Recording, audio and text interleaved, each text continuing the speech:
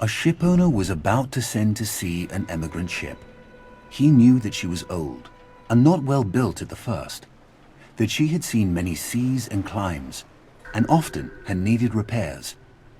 Doubts had been suggested to him that possibly she was not seaworthy. These doubts preyed upon his mind and made him unhappy. He thought that perhaps he ought to have her thoroughly overhauled and refitted, even though this should put him at great expense. Before the ship sailed, however, he succeeded in overcoming these melancholy reflections.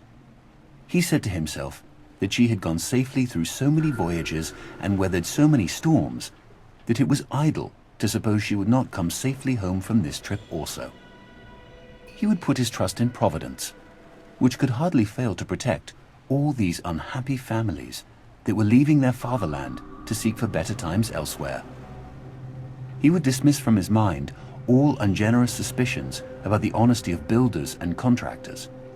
In such ways, he acquired a sincere and comfortable conviction that his vessel was thoroughly safe and seaworthy. He watched her departure with a light heart and benevolent wishes for the success of the exiles in their strange new home that was to be. And he got his insurance money when she went down in mid-ocean and told no tales. What shall we say of him? Surely this, that he was verily guilty of the death of those families. It is admitted that he did sincerely believe in the soundness of his ship, but the sincerity of his conviction can in no wise help him, because he had no right to believe on such evidence as was before him. He had acquired his belief not by honestly earning it in patient investigation, but by stifling his doubts. And although in the end he may have felt so sure about it that he could not think otherwise, yet inasmuch as he had knowingly and willingly worked himself into that frame of mind, he must be held responsible for it. William K. Clifford, 1874.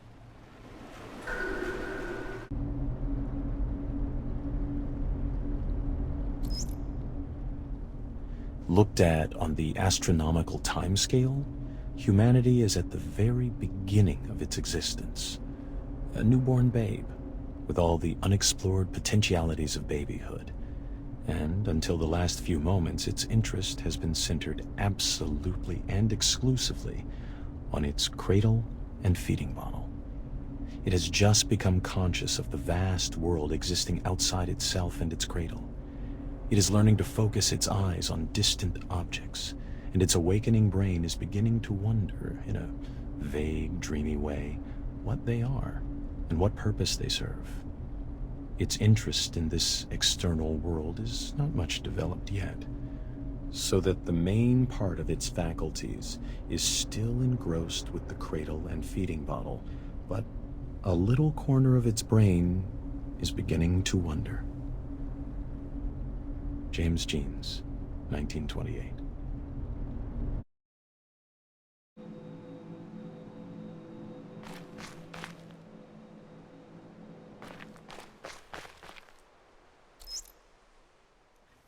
In the traditional view, a person is free. He is autonomous in the sense that his behavior is uncaused. That view, together with its associated practices, must be re-examined when a scientific analysis reveals unexpected controlling relations between behavior and environment. By questioning the control exercised by autonomous man and demonstrating the control exercised by the environment, a science of behavior also seems to question dignity or worth. A person is responsible for his behavior, not only in the sense that he may be justly blamed or punished when he behaves badly, but also in the sense that he is to be given credit and admired for his achievements. A scientific analysis shifts the credit as well as the blame to the environment, and traditional practices can then no longer be justified. These are sweeping changes, and those who are committed to traditional theories and practices naturally resist them. As the emphasis shifts to the environment, the individual seems to be exposed to a new kind of danger. Who is to construct the controlling environment, and to what end? Autonomous man presumably controls himself in accordance with a built-in set of values. He works for what he finds good. But what will the putative controller find good? And will it be good for those he controls? Answers to questions of this sort are said, of course, to call for value judgments. B.F. Skinner, 1971.